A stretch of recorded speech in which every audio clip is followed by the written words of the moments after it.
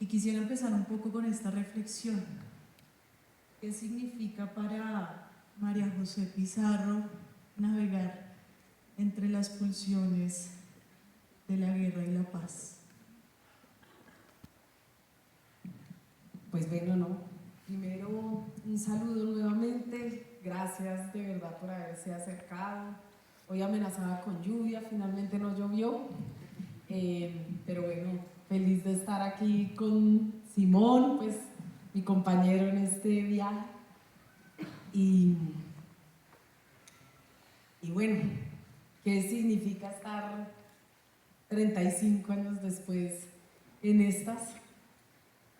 Justo, pues sí, así a modo de avance, vamos a estar nuevamente en un viaje similar justo mañana, así que ya les estaremos contando, ya verán ustedes qué es lo que vamos a hacer. Pero después de todo este trabajo, y yo lo he dicho varias veces, lo que yo he sentido es que parí a mi padre, y lo parí para que volviese nuevamente a ocupar la memoria, el corazón, para que se regase nuevamente como cenizas al viento, como fue su vida. Por supuesto que desde que grabamos el documental a hoy muchas cosas han pasado. Hoy decíamos, uy, si me dice Simón, no, si fue hace 10 años, y le digo, ¿en serio fue hace 10 años? Por favor, ¿cómo ha pasado el tiempo? Claro, cuando nos vemos y nos encontramos y nos damos cuenta que se han pasado 10 años. Y pues la vida ha cambiado mucho. No solamente porque estamos recorriendo un camino similar al que él recorrió, por supuesto en circunstancias diferentes, pero hoy no solamente estamos en el gobierno, ustedes pudieron ver seguramente, o vieron ahí en las imágenes a Gustavo Petro, alcalde de Bogotá, y hoy verlo presidente de la República, y lo que implica todo eso para nosotros. Yo, por ejemplo, fui convocada por el presidente Gustavo Petro para ser parte de la delegación del gobierno en la mesa de diálogos con el ELN. Llegamos con una expectativa inmensa de lograr cerrar el ciclo de la guerra en Colombia y encontrarnos nuevamente en un nuevo ciclo de la guerra en Colombia. Creo que nos estremece porque cuando hicimos este documental lo que queríamos era evitar a toda costa generar reacciones, como muchos otros trabajos que hicieron muchas otras organizaciones, personas, quienes estuvimos trabajando durante años por la paz, quienes lo hicieron antes que nosotros, quienes lo harán seguramente después que nosotros por la paz, pero ver que fue inevitable entrar en un tercer ciclo de la guerra en Colombia que sobrecoge. Quisiéramos estar en este momento dándoles un parte de tranquilidad, diciéndoles lo conseguimos, lo logramos, fue posible la paz para nosotros y para nuestras hijas. Cuando iniciamos la grabación de este documental, mi hija tenía creo que 8 años, hoy tiene 24. La bebé que ustedes ven allí hoy tiene 12 años. Simón tiene 2 hijas y estoy segura de que nuevas generaciones han nacido, pero lo cierto es que de lo que esas generaciones pueden estar seguras 8 años después, 35 años después, es que nosotros vamos a dejarles la vida y la piel hasta lograr entregarles un país distinto al que nosotros recibimos. Y yo creo que esas son las aguas en las que navegamos. No podemos quedarnos con el parte de la violencia, con el grito de la guerra, con el llanto y el dolor que ese sufrimiento provoca, sino que tenemos que hacer todo lo posible, todos los días, cada día, para que este país sea un lugar distinto. Cada vez que un niño nace en este país tiene que saber que hay una generación completa luchando y otra generación y que este compromiso por la paz y por construir la nación que nos merecemos no va a cesar, que vamos a seguir allí todos los días tercamente, por mucho que los discursos guerreristas estén allí. Hoy vemos cómo se enarbolan nuevamente, se sacan nuevamente, se ondean las banderas de la guerra, están los discursos de los políticos, de las candidaturas presidenciales, que lo más sencillo es volver a la violencia, pero cuando nosotros vemos este tipo de trabajos, cuando nosotros revisamos la historia, cuando volvemos la mirada atrás, sabemos que tercamente vamos a seguir diciéndolo así, todos digan que tenemos y que debemos volver a las salidas violentas, nuestro camino va a ser decirles que tercamente seguiremos insistiendo en que la paz es el único camino. Ojalá logremos nosotros mismos hacer candidaturas, campañas presidenciales sin que otro vuelva a morir, sin que ese sea un sueño truncado. Yo creo que ese es el gran reto que tenemos por delante, pero nosotros creemos y vamos a seguir creyendo que esto es posible, y entre más seamos los tercos que creemos que la paz es posible, más oportunidades tendremos de lograrlo, y en eso tenemos que ser profundamente tercos. No podemos ser facilistas, no podemos ser obtusos, no podemos dejarnos llevar por lo negativo. Lo nuestro es siempre la esperanza, es el futuro, es la libertad, es la posibilidad de sonreír, es ser felices. Hoy en medio de todo este torbellino, yo recuerdo el día en que le puse la banda presidencial a Gustavo Petro y lo felices que fuimos ese día. Millones de colombianos celebramos, nos reímos, nos abrazamos, lloramos, y hoy el objetivo de ciertos sectores es robarnos la alegría, y no podemos dejar que nos roben la alegría. Así como tenemos que ser tercos con la paz, tenemos que ser tercos con la alegría, y tenemos que ser tercos con el triunfo, y sé que si somos tercas con el triunfo vamos a lograr darle una segunda oportunidad a este país y a sus hijos.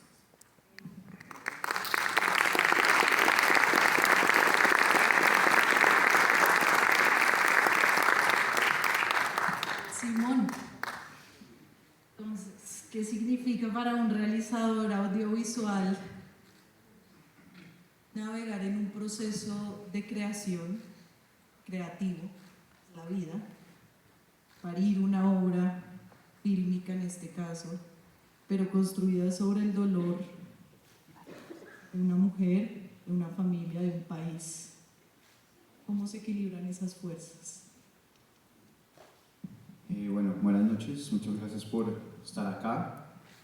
Es increíble volver a ver la película. Yo me metí como a ser parte de uno de los espectadores para un poco recordar como todo lo que había sido esto, como este camino. Fue una película que duramos como muchos años grabando, fueron como 5 años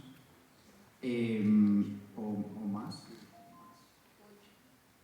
Sí, bastante. Pensaba mucho como una manera de reflexión que es como que esta película o este momento plantea como un comienzo de muchas cosas, ¿no? Como que yo creo que es un comienzo también para la vida de María. Esa fue mi primera película. Era un comienzo también de la paz en Colombia, un comienzo de una transformación social, o sea, como que tiene como muchos significados como para mi vida, como para ese momento en que vivíamos en Barcelona, bueno, y ahora estamos acá, y bueno, María pues creció impresionantemente.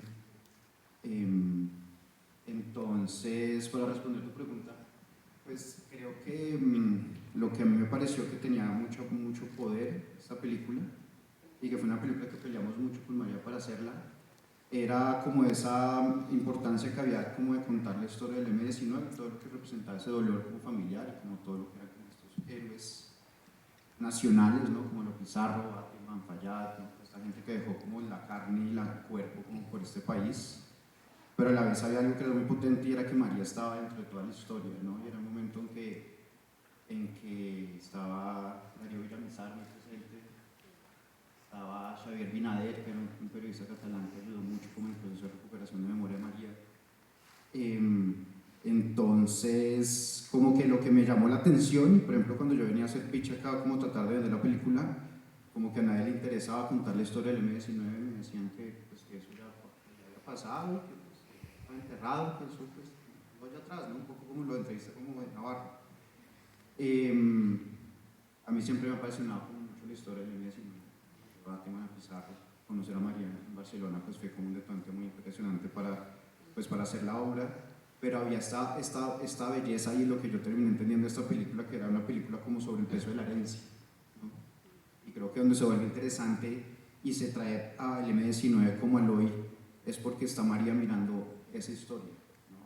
Y ya comienzan a hacer preguntas que no son solo netamente políticas y como entender como esa contradicción eterna que es Colombia, pero también entender la historia también desde lo emocional, ¿no? Desde lo familiar, ¿no? Como cuando ya uno tiene familia, pues entiendes que perder un padre y la desestabilización que eso genera, pues uno puede llegar a entender mucho como lo que es este país también, ¿no? Lo que es la guerra, lo que son las familias rotas, lo que son los hijos abandonados. Entonces, creo que esta película y la historia que María pues representa, creo que es eso, ¿no? Es como que es esa herencia de un país como totalmente roto, totalmente ensangrentado, pero que todavía puede haber como unos puentes de entendimiento que se puede como resarcir y se puede encontrar como un mejor futuro. Entonces creo que tuvimos mucha suerte con muchas cosas en esta película, pero creo que fue eso, como encontrar como que lo político y lo emocional como que dialogan, y ya esa historia del M19 no era una historia que había pasado hace 25 años en su momento, ahora hace 35, sino que era algo totalmente del hoy, porque éramos nosotros encontrando esas respuestas y buscando como nuevas respuestas, ¿no? Como porque acá somos muy expertos en la desmemoria y en como no entender nada de lo que sucede, entonces por eso los errores se siguen cometiendo, pero pues este tipo de ejercicios a través como de una hija, creo que generaron en su momento como una gran discusión y se abrió como yo sentía que había como un espacio como si era realmente como más democrático, si se quiere, como que estábamos hablando de un líder totalmente satanizado durante toda la historia, ¿no? Como se ha tratado acá como la historia de las guerrillas, y logramos ponerlo en un lugar digno, logramos traerlo como a la historia, ¿no? Hubo un momento que grabamos que no sale en la película, pero que fue muy bello, era una exposición que María José curó en el Museo Nacional de Colombia en el 2010. Eso lo grabamos, pues no salió tal, pero era muy bonito porque era Carlos dentro del Museo Nacional como siendo parte de la historia, ¿no? Como siendo parte como un prócer más de la historia, ¿no? Como un guerrillero terrorista, ¿no? como que se trata de polarizar y tal. Entonces, sí, creo que esta historia, y es muy bonito que casi que 10 años después como que todavía estamos acá hablando de eso, ¿no? Uno pensaba que otra cosa que sucedió con esta película que fue muy sorprendente era que cuando comenzamos a filmar no se estaba hablando en absoluto de la paz, y en el proceso pasó como todo pues este proceso como tan importante como con las FARC, y el último proceso de paz que había sucedido había sido el del M19, ¿no? Entonces de alguna manera ya ese se volvió un espejo y como una referencia muy directa a todo lo que iba a suceder. Entonces ahí también había como otra reflexión y otra vez estábamos nosotros como para mirar eso, para entender eso, porque pues era un momento de mucha esperanza, ya sabemos a lo que sabe la guerra, ya vemos como lo que terminó todo esto, lo que somos expertos, ¿no? Como toda la cantidad de sangre que se ha derramado en este país, que nunca ha parado de matarse. Entonces, no, pues a mí me trae muchísimos recuerdos muy bellos como toda esta aventura, como por desenterrar esa historia que como que el país y como que el Estado y los medios habían enterrado, y pues nosotros muy tercamente desenterramos y lo trajimos en su momento como a la palestra. Lo desentierran, como dicen, lo desentierran. Y yo quiero preguntarle a María José a propósito, ¿en qué momento pasa de ser esa niña que al comienzo del documental menciona que le tocaba esconder su historia, no decir quién era ni de dónde venía, al momento en que decide contarla, grabarla, escribirla y repetirla incesantemente? ¿En qué momento y por qué? Pues creo que fue el documental, en gran parte, porque pues, cuando ustedes ven el documental estábamos los dos, porque además, como dice Simón, fue un encuentro es casi mágico, un día en una montaña, cuando, digamos, estaba la idea de grabar el documental, había una persona como interesada en empezar, ese mismo día dice, no, yo ya no lo voy a hacer, y Simón estaba ahí y dice, uy, pero yo sí, yo sí lo voy a hacer, y empezamos, digamos, a grabarlo, y hasta ese momento, junto con la exposición y, digamos, todo lo que venía sucediendo, pues era una memoria, era una historia íntima. Era una mujer, como se ve en esas calles de Barcelona, perdido uno en la mitad de la nada, en una vida completamente diferente, la vida de un migrante, limpiando casas, trabajando. Yo me acuerdo que en ese momento trabajaba inspeccionando contenedores que venían de África, bueno, que no hizo uno, cuidar niños, en fin, lo que le toca vivir a la gente que decide cruzar las fronteras, irse a construir su vida a otro lado, y pasar de que fuese una historia íntima, absolutamente personal, de una búsqueda individual a una búsqueda colectiva. Yo creo que ahí es cuando uno empieza a dar, digamos, como el paso de hacer que esa vida que es íntima, que es una vida casi clandestina, que es una historia a la que uno no le cuenta a nadie, ¿no? Que quién era tu papá. Mi papá era diplomático, mi mamá era diseñadora textil, y pues no, mis papás estaban en la guerrilla, esa era la realidad. Y de puertas para adentro era un mundo completamente distinto al mundo que se vivía de puertas para afuera del hogar. Pero hay un momento en el que uno toma la decisión política, y como dice Simón, hay muchas cosas que empezaron a confluir. Cuando regresé al país en el año 2010 e irrumpía el Movimiento Nacional de Víctimas, era justo las elecciones que disputaron Gustavo Petro por el Polo Democrático, Antanas Mockus en la Ola Verde, y el primer mandato de Juan Manuel Santos. Ganó Juan Manuel Santos.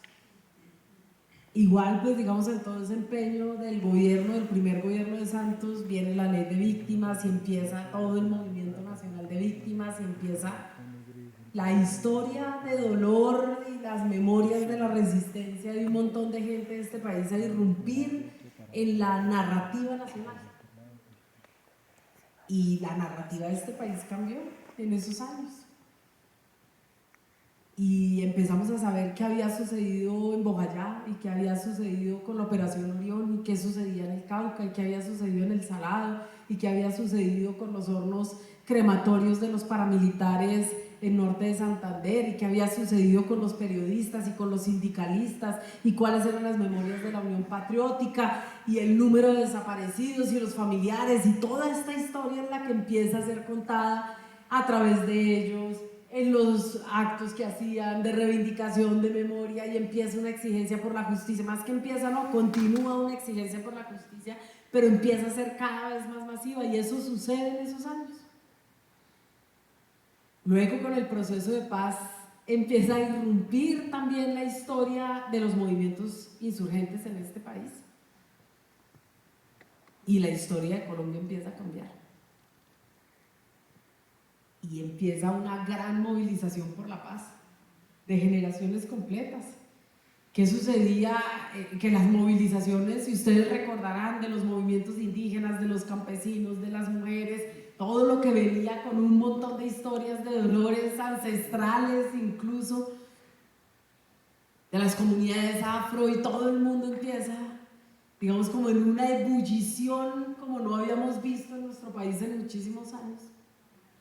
Y valía la pena hablar, y no valía la pena callar, y no era el momento de hacer silencio, y era el momento de levantarse con toda la valentía a contar qué era lo que habíamos vivido, y de humanizar al otro, de que dejaran de verlo como un monstruo deformado, sino que ver que detrás de esa persona que presentaban como un monstruo deformado había toda una historia de lucha, de resistencia, de amor, con claros oscuros. No es una historia, aquí en este documental, por ejemplo, lo que hicimos no es una oda de amor, no es un curso de sociales de la historia contemporánea de este país. Aquí están todos los claroscuros, las verdades, las preguntas de una generación. Simón y yo hacemos parte de una misma generación, y por lo tanto son las preguntas de nuestra generación al momento que estábamos viviendo, a la decisión de un montón de gente de regresar al país, que también es importantísimo. O sea, hay una generación completa que se fue y hay una gente que decide regresar y empezar a empujar todo lo que venía sucediendo. Hoy estamos, digamos, todo eso nos llevó inclusive no solamente a la tragedia de haber hecho trizas la paz, sino a un estallido social, y un estallido social que nos llevó a que tuviésemos en la primer presidencia progresista de este país en manos o dirigida por una persona que hizo parte del M-19 dentro de las familias de la izquierda, quienes lograron cambiar la Constitución, quienes lograron un gobierno, el primer gobierno popular y progresista de este país, fue la gente del M-19, y eso hay que decirlo, obviamente acompañada de todas las familias de la izquierda y de todas las organizaciones sociales y de las organizaciones campesinas, porque siempre pensaron en el sancocho nacional. El M-19 no es un grupo cerrado que se mira a sí mismo, sino era un grupo abierto, que le hablaba al país en su lenguaje, en sus formas. Todo esto, digamos, irrumpe, y hoy estamos casi que en un momento a la inversa. Por eso este documental debe ser vigente y las voces de las víctimas deben ser vigentes, y su historia y su lucha y su resistencia de la gente que ha sufrido y ha peleado en este país tiene que irrumpir nuevamente, y nosotros tenemos que ayudar a que irrumpa nuevamente, porque la narrativa hoy a mí me ha sorprendido mucho. Me sorprende porque cuando lanzamos este documental se lanzó, a pesar de que habían bloqueos, las salas de cine no quisieron presentar, pero se lanzó en la televisión pública de este país y fue la audiencia, tuvo la audiencia más alta en 4 años de RTS en su momento, y salió en las portadas de los periódicos, y digamos, se habló de ello en unos términos completamente distintos a los términos que escuchamos hoy. Hoy pareciera un crimen salir con una bandera del M-19, parece un crimen que el sombrero de Carlos Pizarro sea declarado como patrimonio nacional. Quiere decir que hay una disputa por la narrativa, y ese es el momento que tenemos hoy, y tenemos que tener muy claro qué es lo que estamos disputando, y por lo tanto la tarea de repetir y repetir y repetir todos los días hasta el cansancio, y no hacerlo de manera vergonzante. Quieren hacernos sentir vergüenza de lo que somos, de nuestra historia, de lo que hemos luchado, de lo que hemos peleado, de lo que hemos resistido, de lo que hemos sufrido. Quieren que volvamos a escondernos, y nosotros ya no estamos para escondernos. Nosotros estamos aquí para continuar con un proyecto de generaciones, y nosotros hacemos parte de esas generaciones, y por lo tanto no es el proyecto de otros, es nuestro proyecto, es nuestro modelo de país, es nuestra nación. Si nosotros miramos el estallido social, el símbolo más hermoso del estallido social fue que los jóvenes en este país por primera vez cogieron la bandera, se la pusieron en los hombros y salieron a reclamar un país para ellos. Y nosotros no hemos sabido qué hacer con ese símbolo. Y dejamos que toda esa juventud movilizada por millones fuesen tratados como delincuentes. Y nosotros lo hemos permitido, porque hemos callado. Y lo cierto es que no eran delincuentes, eran un montón de mujeres, de hombres, de jóvenes, de campesinos, de campesinas, de ambientalistas, de gente de todos los sectores sociales, políticos de este país, pidiendo un país del cual de ellos pudiesen hacer parte. Y lo cierto es que vamos a llegar a unas elecciones en el 2026. Y si llegase a ocurrir la tragedia, por eso es tan importante lo que estamos viviendo, de que la ultraderecha distópica que hoy está disputando la presidencia, que está cuestionando la narrativa, que está cuestionándonos a nosotros y nuestra visión de país, llegase a ganar, cuando 7 millones de personas hacen parte del relato nacional, o más de 7 millones de personas excluidas de cualquier narrativa, cuando esos territorios que no hacían parte del mapa de Colombia y hoy hacen parte del mapa de Colombia, salgan a decir: hey, perdonen, pero nosotros existimos. ¿Por qué hemos existido estos años? La respuesta de esas personas va a ser terriblemente violenta, vengativa. Y puede haber un derramamiento de sangre en este país. Y entonces podríamos volver a 1990. Y yo creo que 35 años, 36 años después, la sociedad colombiana no se merece eso. Así que nosotros nos estamos disputando el todo por el todo, la posibilidad de, no que la izquierda gobierne, no, de defender los valores humanos esenciales, los derechos humanos esenciales, la posibilidad de que Colombia pueda seguir avanzando en materia de oportunidades. Es que eso es lo que nos estamos peleando. Todos los días nos estamos peleando, cada vez que hacemos una intervención en el Congreso, cada vez que ustedes hacen un trabajo social, cada vez que ustedes interpelan en las redes sociales, cada vez que desde el gobierno se hace una actividad, todos los días estamos diciendo, nosotros vamos a seguir construyendo con todas las herramientas que tengamos ese país que integra a la nación colombiana, para que no sean unos jóvenes que en un escenario de rebeldía se pongan una bandera en los hombros y salgan a reclamar una nación para ellos, sino para que la nación colombiana sea una nación de todos y de todas, y no solamente de un grupo de privilegiados que sacan la bandera de Colombia para escuchar, para irse a un partido de fútbol, ¿sí? Pero que no son capaces de integrar los colores de la bandera y de integrar a toda la nación colombiana en toda su diversidad en un mismo relato nacional. Hasta que ellos no sean capaces de entender que esta es una nación que hemos construido entre todos, no merecen seguir dirigiendo los destinos de la nación colombiana. Yo creo que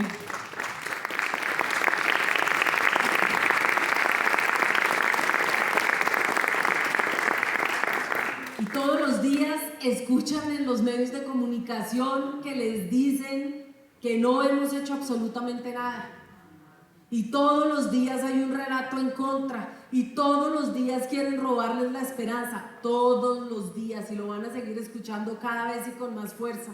Y nosotros lo que tenemos que hacer es interpelar cada vez con más fuerza, cada vez con más valentía, con todas las herramientas democráticas, con la Constitución, con la consulta, con todo lo que podamos, que esta nación nos pertenece a todos y que ellos no merecen dirigir los destinos de la nación colombiana.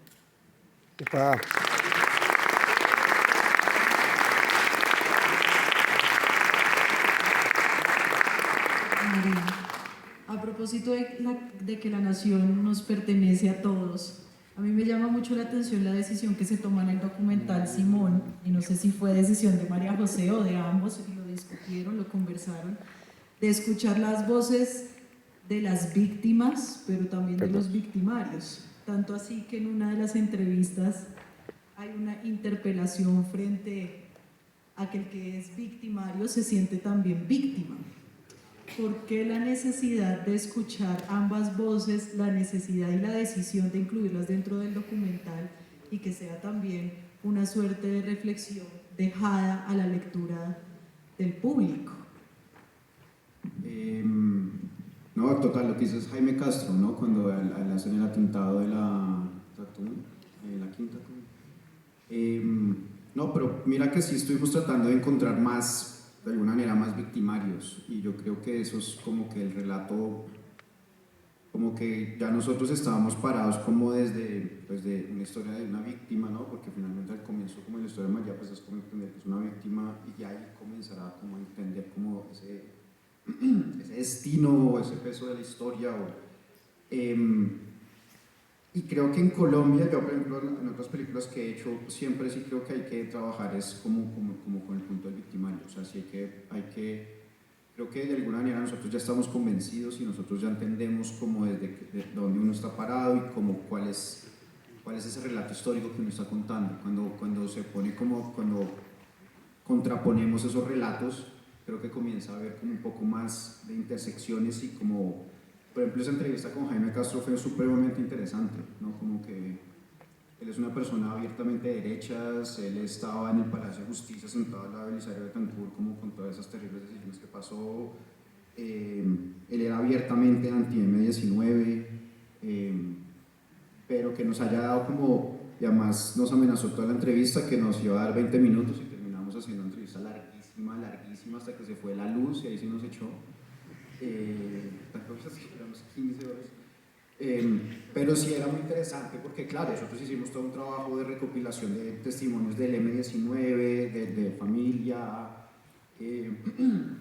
Navarro, Petro, Oti, ¿no? Como todos como de este lado, pero encontrar, o sea, hubiera sido excelente. Yo siempre he soñado uno poder tener, no sé, poder uno hablar de ese tipo de temas como con un militar, uno comenzar a entender como el otro extremo de la balanza y comenzar a contrastar los relatos, porque creo que ahí comienza a haber como más, no sé si es democracia o como una cosa como histórica más completa.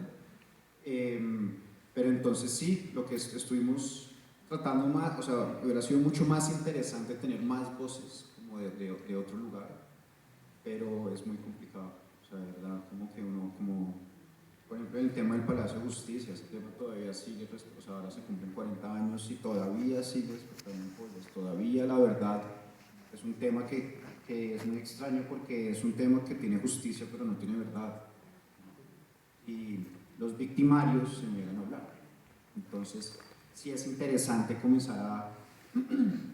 y creo que es algo muy importante acá en Colombia, y es como que, y lo que acaba de suceder, y lo que hablaba María, que era como toda esta cuestión de la Comisión de la Verdad, y como cuando comenzamos a ver qué realmente había sucedido, como con esa historia como tan convulsa, y que cuando tú lo miras, pues la verdad tampoco floreció tanto, en algunos casos. Todavía, como vuelvo, o sea, en el Palacio, que acaba de hacer una investigación muy larga del Palacio de Justicia nuevamente, pues la verdad no ha aflorado, ¿no? O sea, este tipo de películas siguen siendo necesarias y seguirán habiendo, es precisamente por la falta de verdad en algunos casos, la falta de justicia en otros, y es que de alguna manera todos pongamos como ese granito para hablar de la verdad, de lo que realmente sucedió, porque cuando tú miras como pues todo lo que sucedió como en todos estos años, pues muchas veces lo que se dice es que la verdad es casi que no la podemos controlar, ¿no? Que realmente la violencia en la que pasó los territorios en Colombia es tan brutal que de eso no se puede hablar, ¿no? Como que hay una imposibilidad también de llegar a la verdad, porque es algo que puede ser como un tsunami, como para uno verse reflejado y verse como colombiano también. Entonces sí, yo creo que pues lo de Jaime hoy, cuando te digo, retomando y encontrando retomando la película, me pareció que era muy interesante Jaime Castro por su posición y una posición siempre muy marcada, y por ejemplo Navarro, ¿no? La entrevista de Navarro también en su momento, lo hablábamos mucho con María, es que él comienza con una actitud, que es una actitud totalmente como negacionista de la historia, y hay que enterrar lo pasado y lo pasado,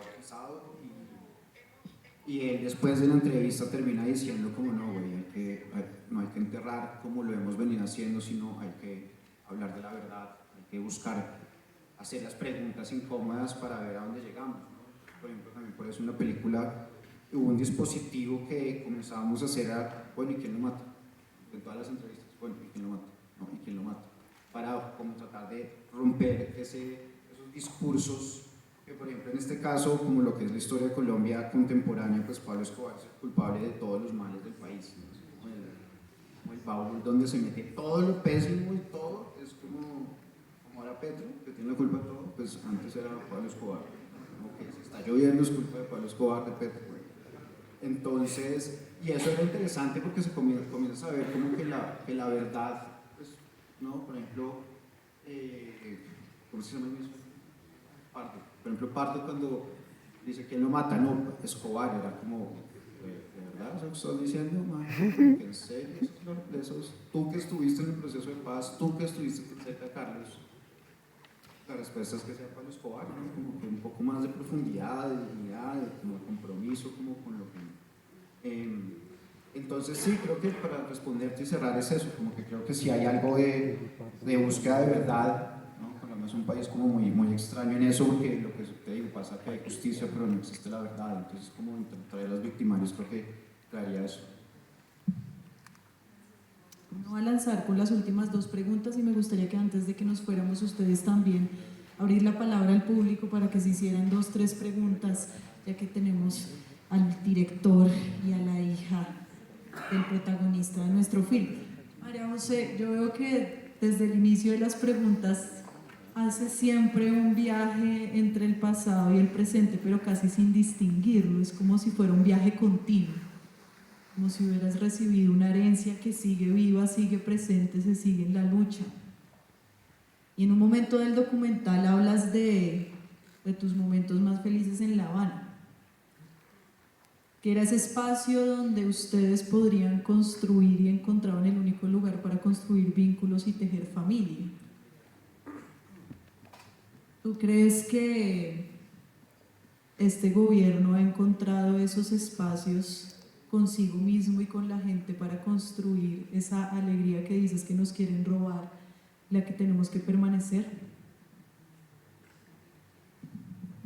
Pues bueno, yo como ya dije al principio que era terca, pues la verdad lo encuentro en todas partes. Cuando salgo a la calle y estoy con la gente, cuando viaja uno a otros territorios de este país y la gente sigue esperanzada. Miren, me pasó en estos días algo muy curioso. Me invitaron a un foro de estos que hacen los gremios asofondos, ¿no? Y fui. Y estábamos en un panel con Paloma Valencia y bueno, toda la cosa.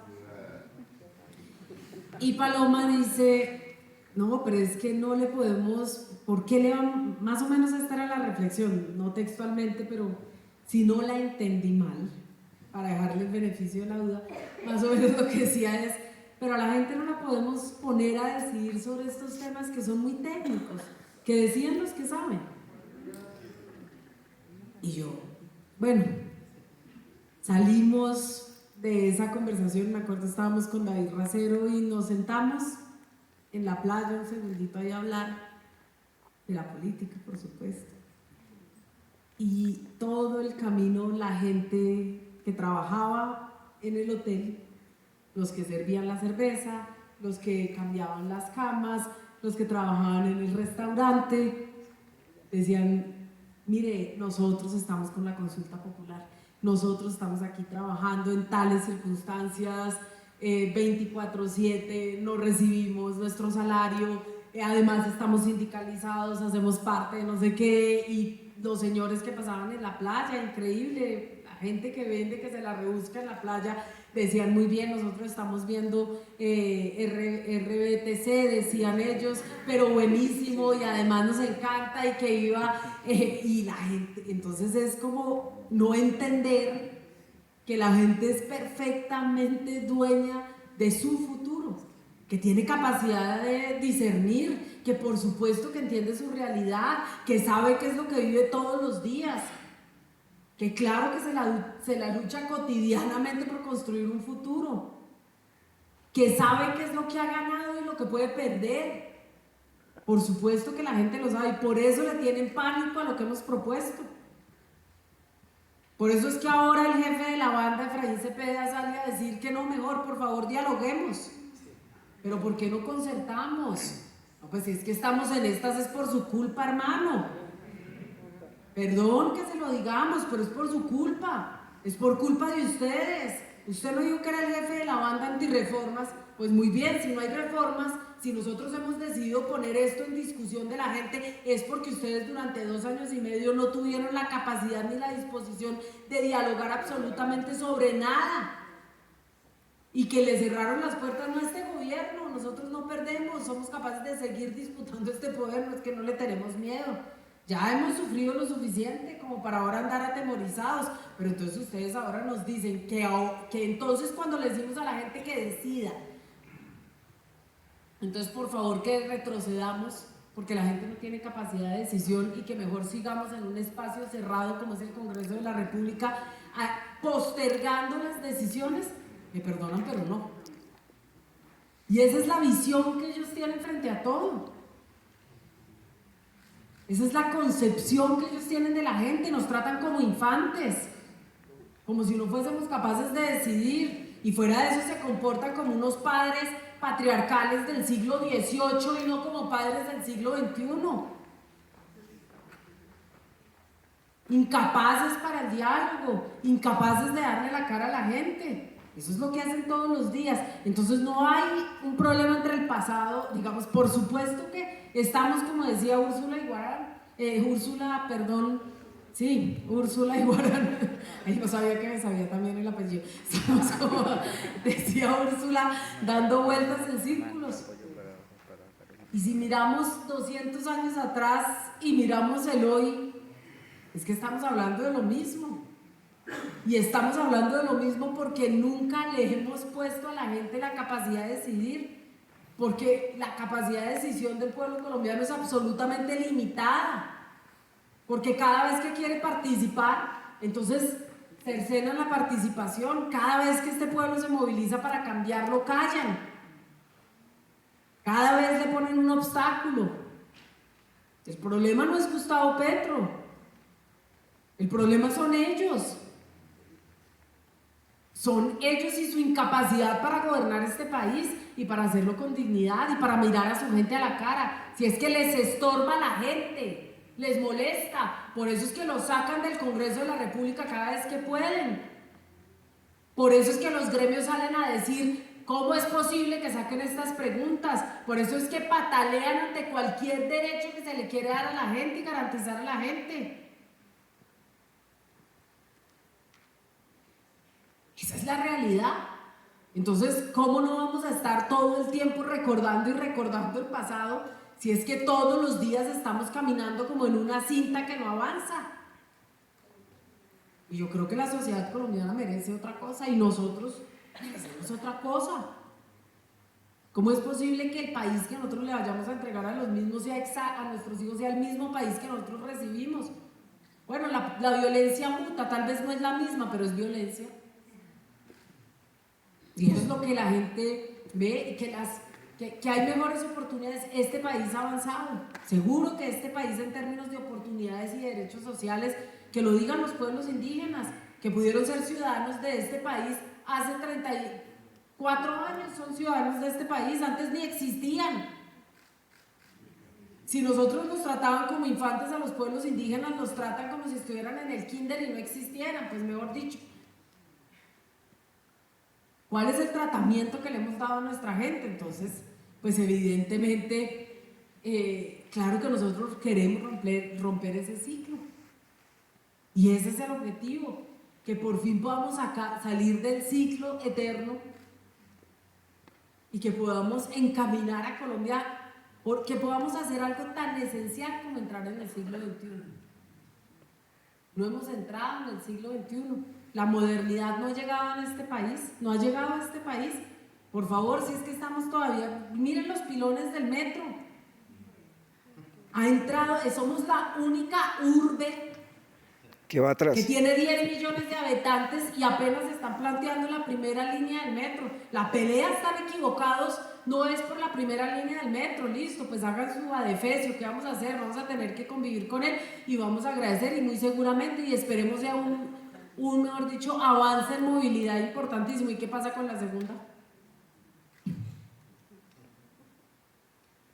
Esa es la mentalidad. Eso es lo que tenemos que empezar a pensar. Nosotros tenemos que pensar en 20 años hacia adelante y no quedarnos en el bucle que vamos a hacer mañana. Los que están en el bucle de mañana son ellos, porque quieren perpetuar el Estado, el estado de cosas que lo único que ha hecho es que ellos puedan vivir en medio de los privilegios, mientras un montón de gente se muere de hambre y ellos ni siquiera pueden verlos porque les da pena, porque no tienen cara para mirar a la gente. Pero eso sí, todos los días salen a defender sus derechos. Escúchenme por favor el discurso de Paloma Valencia, o de Miguel Uribe, o de María Fernanda Cabal, hablando de la gente,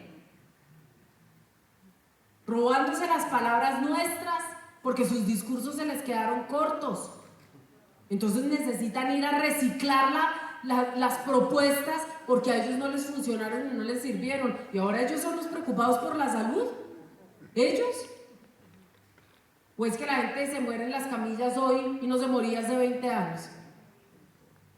Ellos preocupados por la educación de la gente cuando no fueron capaces de garantizarle absolutamente nada a la gente. ¿De qué país nos están hablando? Porque el país del que ellos nos hablan, la verdad, honestamente, nosotros no lo hemos visto ni en las curvas, y ahora nos dicen que quieren volver a gobernar. Háganme el bendito favor. ¿Para qué? Para echar atrás todo lo que se ha construido, para que Colombia no pueda entrar en la modernidad. Nosotros estamos de acuerdo con la alternancia de poderes. Por supuesto, sí, por eso es que hemos luchado. Por fin tenemos alternancia de poder en Colombia, imagínense. Después de 200 años de ser una nación, pueden gobernar fuerzas distintas porque los que han gobernado durante 200 años son ellos.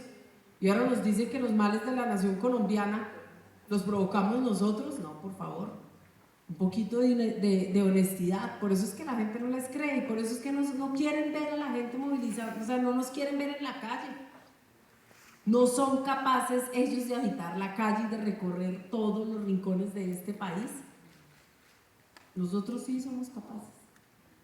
Y sabemos que donde vayamos vamos a encontrar oídos que escuchan, gente que piensa, gente que siente y que sabe perfectamente qué es lo que quiere cambiar en este país. Que pudimos traer el barco hasta aquí, también en eso tenemos que ser honestos. No iba a ser fácil. Nosotros sabíamos que no iba a ser fácil. Pero logramos esto y con honestidad decirle a la gente, esto fue lo que logramos y esto es lo que podemos lograr en adelante. Pero eso no puede ser un discurso de un partido político, sino que tiene que ser una voz al unísono, una conciencia de todas las personas que habitan este país. En eso estamos y tenemos que ser capaces de penetrar, de correr, de ir más allá, de que la gente empiece a caminar con sus propios pies y que los colombianos y las colombianas dejen de ser tratados como si fueran niños chiquitos que no pueden ni siquiera entender cuál es su realidad ni construir una posibilidad de futuro.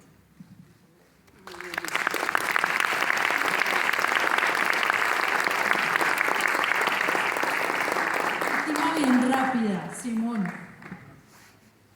¿Qué contarías el día de hoy? ¿De quién harías un documental el día de hoy?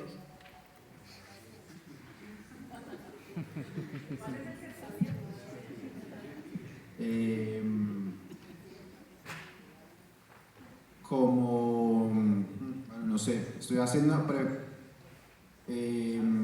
por ejemplo, fíjate que ahora voy a dar dos respuestas distintas.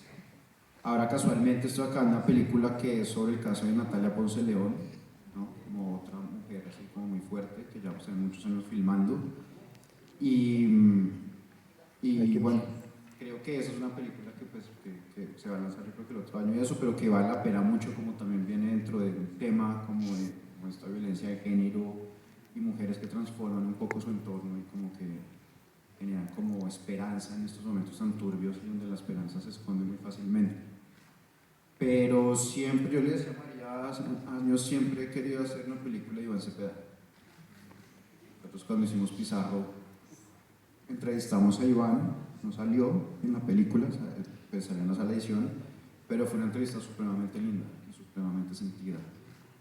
Y él, yo creo que es una figura como central como en el tema de los derechos humanos y como en toda la lucha y como toda esa historia que él tiene alrededor de la relación de él con su padre, la última vez que él vio a su padre cuando antes de que lo asesinara, como dentro de esa lista de la UP,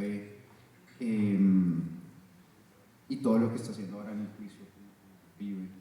Entonces sí me parece que él es una persona excepcional y como llena de mucha luz y que muy poca gente entiende en este país realmente cuál es como la magnitud que tiene Iván. Entonces a él siempre he estado de eso, pero bueno, las películas van llegando como cuando tienen que llegar. Entonces Quiero, para finalizar, abrir el micrófono para dos preguntas del público que tengan interés, 2, 3. Si quieren, entonces hacemos una ronda de preguntas y ellos pueden compilar las respuestas y responder de un tacazo.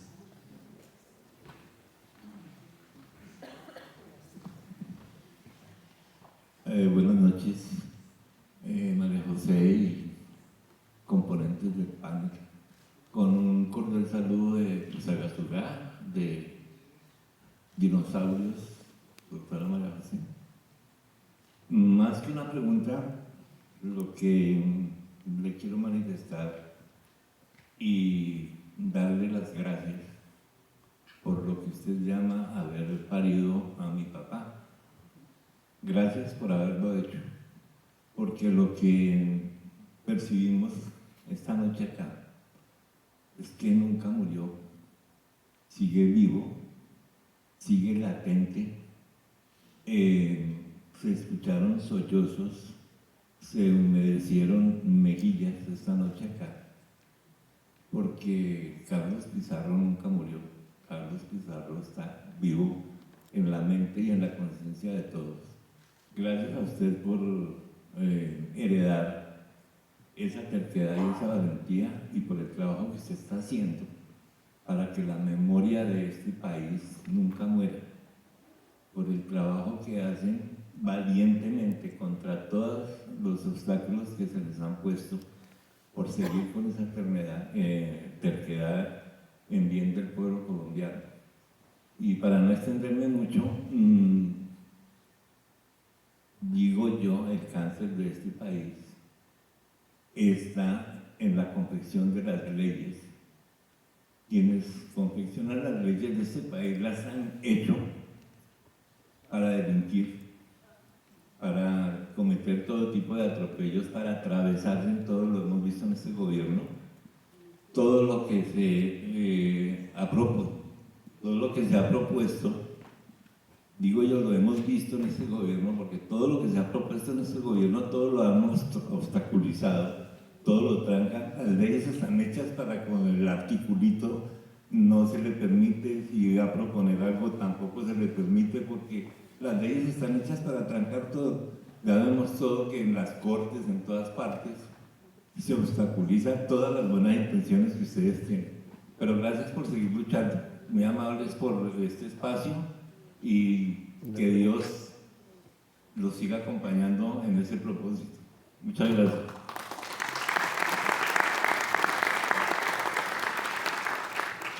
Buenas noches. Más que una pregunta, es como un momento de reflexión para María José.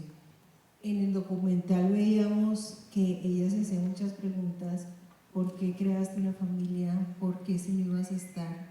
¿Por qué? ¿Por qué? ¿Por qué? Y es obvio que ella se hiciera esas preguntas porque no entendía en ese momento la lucha de su padre. Creo que hoy, con el trasegar de los años y con todas las batallas que te has librado, entendiste la filosofía y la lucha de tu papá. Otra cosa es esas palabras tan hermosas en la carta, que siguieras la vida con sabiduría, intentaras siempre ser justa.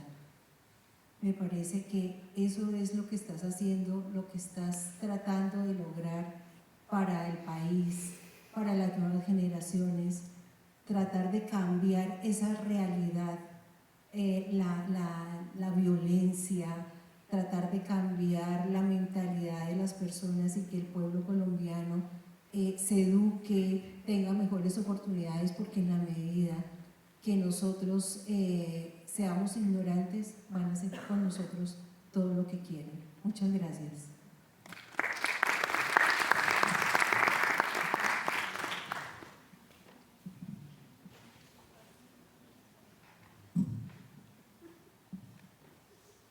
Gracias, buenas noches. Quiero felicitar al señor Simón por su audiovisual. Miles de felicitaciones. Sacó de mí sentimientos de orgullo, también de tristeza y también de esperanza. A la senadora, la continuación de esa labor de su señor padre, y desde aquellos que de una u otra forma en la década de los 70 y 80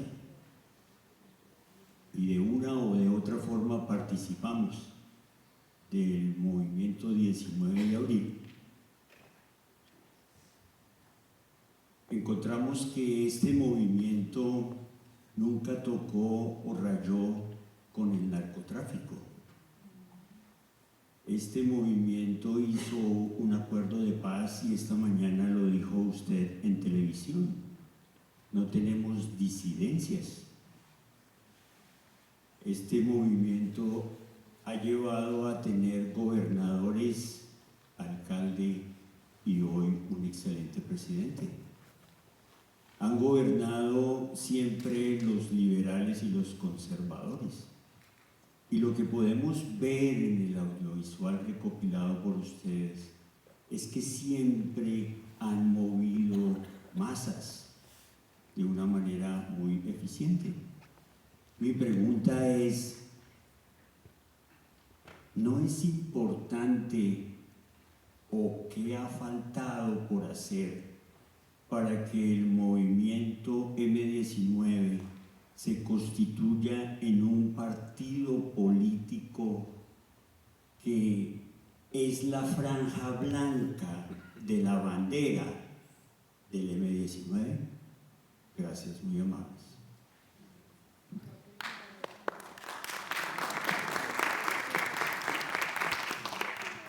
Gracias. Buenas noches. Bueno, son dos preguntas muy simples. La primera es relacionada también con lo que decía el señor allá, la frase con la que inició el diálogo la senadora María José Pizarro, y es: yo he parido a mi padre. Pregunta es muy desde la psicogenealogía y muy desde el psicoanálisis. Y la pregunta es: si tú pariste a tu padre, ¿quién te lo engendró? Y me vas a dar cualquier respuesta. Y la segunda pregunta es: quien finalmente investiga y coge estos casos, estos crímenes, pues es la fiscalía. Y el fiscal pues es elegido por una terna que presenta el presidente. Es posible que siendo presidenta puedas pasar la terna del fiscal que finalmente resuelva, o de la fiscal que resuelva el caso. Y esa pregunta está amarrada también a: ¿tendremos María José Pizarro como mujer candidata a la presidencia? Gracias.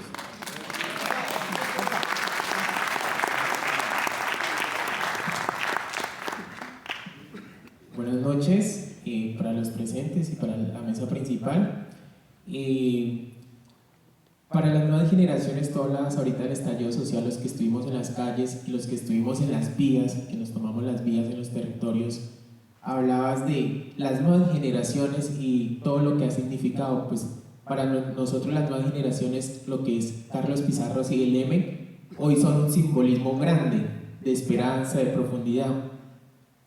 Ustedes labraron un camino con el compañero presidente, su merced como senadora y futura candidata presidencial, pero ¿cómo ustedes hoy están labrando el camino para que nosotros, los jóvenes, que vamos a ser los futuros legisladores, podamos entrar a ese mundo político cuando hay tantas adversidades y cuando nosotros desde los territorios, yo vengo de Armero, Tolima, se nos ha dificultado tantos temas para entrar a esa vida política y hemos sido estigmatizados?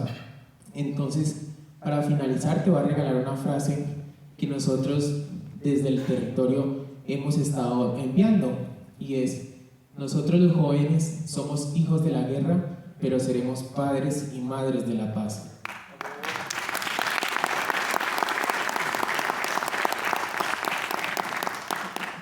Muchas gracias. Yo quiero expresar lo que me genera y lo que escribí. Es usted una mujer muy histórica, muy valiente y tremendamente imparable como migrante, pero sobre todo con consentimiento. Eso que antes llamaban voluntad general, que luego de tanta violencia se transformó en la fusión del conocimiento y el sentimiento, el consentimiento general del pueblo. Usted lo tiene, el consentimiento de nuestro pueblo, y no lo digo yo, lo dice la historia. Usted es la lucha contra el gobierno del odio, ese que se niega a soltar el poder y la violencia, y usted revive el gobierno del cuidado de Carlos Pizarro. ¿Por qué? Yo y todas las personas migrantes creemos que si es posible el gobierno del cuidado en este país. La invitamos a que reviva ese consentimiento en la cátedra que estamos realizando. Se llama Soy Migrante de Colombia, relatos vivos que hacen historia. Todas las semanas nos reunimos ahí a resistir, a retornar a las condiciones de violencia que nos obligaron a salir, a resistirnos a ese gobierno de odio. Más que una pregunta, es una invitación abierta a que todas las personas asistan. Cuando ustedes gusten, cada semana en la Universidad Nacional estamos resistiendo. Muchas gracias. Y nada más quería, como el compañero, en nombre del comandante, dedicar esta frase: no siempre vive más la persona que lucha, Lo que sí es seguro es que vive mejor aquella que prolonga la lucha.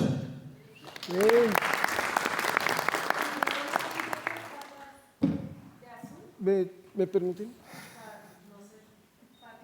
Muchas gracias, María José, por compartir. Te quería preguntar si en este proceso de investigación tú habías encontrado el vínculo entre el pueblo palestino y el M-19 y cómo te proyectarías a futuro esa relación de lucha, teniendo en cuenta que en Colombia se continúa enviando carbón directamente a Israel. ¿Qué haría tu gobierno en ese sentido?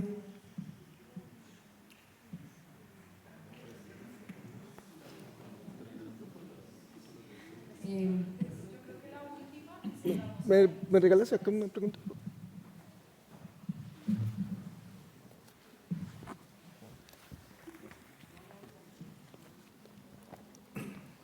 Bueno, muy buenas noches. Muchas gracias por el espacio. Un documental muy bonito. Yo quiero acotar acá dos cosas. Esta mañana, mientras hacía pedagogía en el bus, un señor dijo: el gobierno es guerrillero. Y se levantó una señora a decir: ningún guerrillero. Y sepa que el M-19 es la única guerrilla que ha representado al pueblo. Entonces, qué chévere que esa memoria sigue viva y ese movimiento está albergado en el corazón de las personas. La pregunta que yo te quería hacer, María José, viendo las escenas de sepelio, es si este documental de pronto sirvió para cerrar un duelo, un luto que había estado permanente a lo largo de tu trasegar. Muchas gracias. Gracias. Vale, pues bueno, son varias. Voy a intentar así hacer el camino. Lo primero es que, como dije, yo creo que el M-19, más que un movimiento, un partido, es una identidad.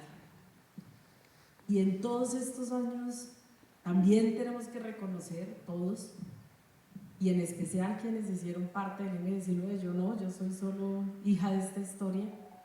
Hay un montón de gente que ha luchado, que viene con sus historias, que viene con sus reivindicaciones, con sus organizaciones, y que la izquierda o el progresismo es una gran familia. Cuando nosotros estamos hablando de unidad, no es para refundar el M-19, es una identidad, está, como lo decía el compañero, en la memoria de la gente. Nosotros estamos hablando de unidad por primera vez, mira, en el mundo todos los progresismos están divididos. Mira lo que está pasando en Bolivia. En Bolivia van a echar para atrás una construcción de décadas de todo un movimiento social boliviano. En Argentina, mejor dicho, están absolutamente divididos. Vengo de España, también. Y aquí en Colombia estamos construyendo la unidad. Y tenemos que tener muchísimo cuidado con lo que estamos haciendo, porque en ese espacio de unidad vamos a tener que aprender a convivir todos los que hacemos parte de la democracia, quienes defendemos el humanismo, quienes hacemos parte de las familias de las izquierdas, vamos a tener que aprender a convivir y no va a ser una tarea fácil. Entonces, si le ponemos a esto el nombre de uno, del otro, cuando todos nos hemos reunido alrededor de una historia, de una construcción común, lo que tenemos que saber es que ese también es el resultado de la propia historia que nosotros hemos construido, y podemos seguir reivindicando nuestra historia, y cada uno puede seguir reivindicando su historia, su memoria, sus luchas, su organización, su territorio, y hacer parte de esto que estamos construyendo. Y yo creo que ese es el gran logro del progresismo colombiano. En México nos lleva un poco la delantera y mira cómo van. Nosotros tenemos que entender muy bien el momento en el que estamos y lo que estamos construyendo. Lo más importante es que todos hemos dicho sí, vamos a caminar hacia la unidad, y eso tenemos que cuidarlo, porque es absolutamente difícil con la tradición de división que tienen las izquierdas que por fin hayamos dicho vamos a caminar en unidad. Yo creo que eso es importantísimo y eso es la garantía del triunfo. no solamente porque el presidente Gustavo Petro tenga el 40%, hoy las encuestas de semana dicen una cosa, pero nosotros sabemos y lo hemos hecho público que seguimos estando allí y que tenemos que crecer mucho más allá de nosotros mismos, que tenemos que ir más allá. El mundo va a empezar a dividirse cada vez más. Van a ver ustedes, va a llegar un momento en el que vamos a tener realmente que decidir todos los partidos, inclusive aquellos que hoy digamos son muy reacios, inclusive aquellos que aunque defienden ideales democráticos y posturas democráticas en este país, el mundo se va a polarizar de tal manera que van a tener que decidir si están, de qué lado están, si están del lado de los valores y de las construcciones del humanismo que nos hemos tardado siglos en construir, o están del lado de aquellos que promueven los discursos de odio y la violencia. Hoy estamos gobernados en el mundo. El mundo empieza a ser gobernado por un montón de niños ricos, por un montón de personas que juegan con nuestra vida como si fuera un monopolio. ¿Y qué es lo que vamos a hacer nosotros? Pues evidentemente nosotros les estamos planteando que su modelo de nación, su modelo de gobierno, su forma de concebir el mundo y la vida no nos sirve, porque acaba con la vida. Entonces cuando decimos la política de la vida y la política de la muerte y a la gente le parece que es un discurso un poco hippie, pues que la verdad es que vamos hacia allá. ¿Quiénes defienden la vida y quiénes defienden la muerte? La compañera nos decía hace un momento, por ejemplo, si este gobierno sigue vendiendo carbón a Palestina, la noticia que yo tengo, porque vimos el ministro de Minas y el ex ministro de Minas y Energía, Andrés Camacho, prohibió, firmó y dijo: Colombia no le sigue vendiendo carbón y petróleo a Israel. Luego lo podremos hablar, si quieres no vamos a armar ahorita un debate sobre ello, inclusive podremos recoger para que él diga exactamente qué hizo, porque la verdad, pues digamos, pero lo que es este gobierno incluso rompió relaciones con Israel.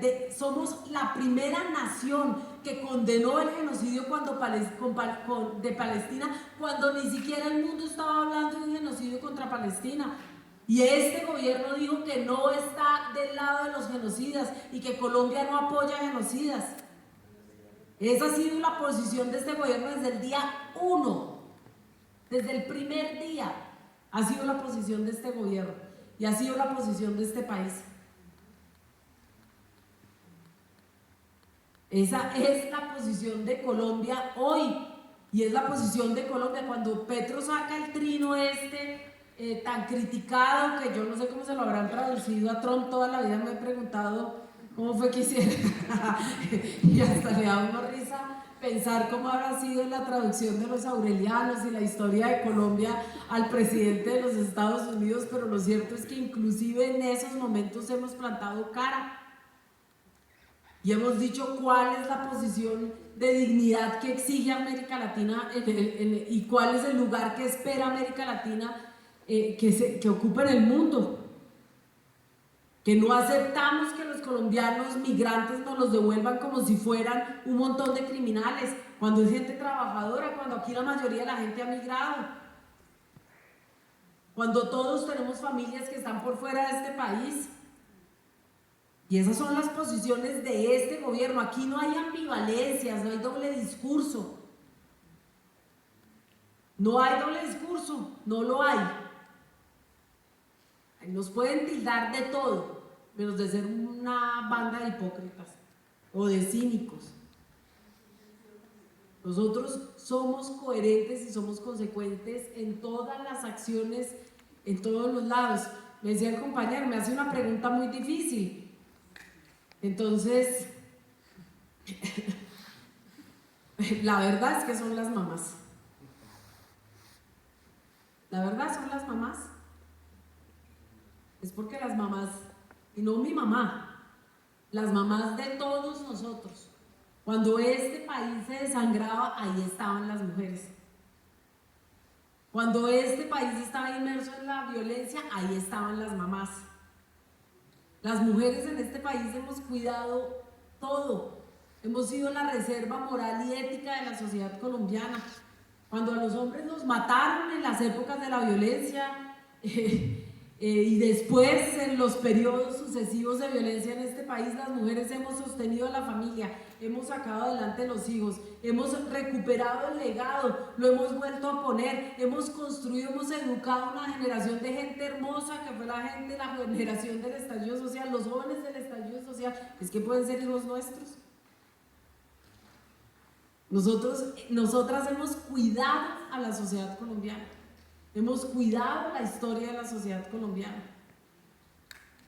Todo lo que nos han dicho, nuestros valores, nuestra forma de concebir la vida en este país, nos han dicho que no, nuestra forma de habitar la sociedad nos han dicho no, eso es mejor allá en la casa guardadito.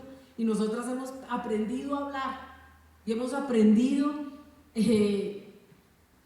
y hemos demostrado que tenemos todas las capacidades para dirigir este país, para hacerlo con entereza, con valentía, que nosotras no nos callamos, que por supuesto que tenemos compañeros valientes, pero nosotras también hemos sabido ser valientes a nuestra manera, y que llegó el tiempo de las mujeres, y que América Latina es un territorio femenino, como su nombre, América Latina, que nosotras estamos listas para gobernar y para dirigir los destinos de la nación colombiana.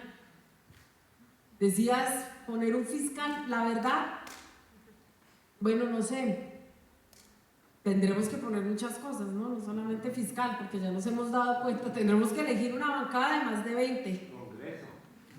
Tendremos que elegir un Congreso completamente diferente. Ojalá mantener una Corte Constitucional progresista. Tendremos que hacer muchas más cosas de las que hemos logrado. Por supuesto, seguramente elegir cada vez mejores fiscales. Nosotros algo hemos avanzado. Aquí estamos con los compañeros de la CCJ, con Oscar, que estábamos hace muy poco en la CIDH viendo cómo el Estado colombiano reconocía su responsabilidad por el asesinato de mi padre, y vemos que el fiscal que está al frente del caso se las ve a gatas para que avance, porque hay un montón de obstáculos. Y eso es en un caso, pero la verdad no es solamente el caso de Carlos Pizarro, son montones de casos, de historias de este país, como decía Simón, que ameritan la verdad, que necesitamos construir justicia, que la secuencia que nos han dicho verdad, justicia, reparación y garantías de no repetición, pues no es un eslogan que se dice, es realmente lo que se necesita para poder sanar la nación colombiana. Pero es difícil que 35 años después vayamos a alcanzar la verdad. Entonces nosotros no nos podemos quedar, vamos a seguir. Yo lo decía en el documental, tercamente, hace 10 años, 9 años, 10 años estábamos diciendo eso. Y hoy seguimos tercamente y vamos a seguir, pero mientras tanto también vamos a seguir luchando y trabajando por construir un país diferente,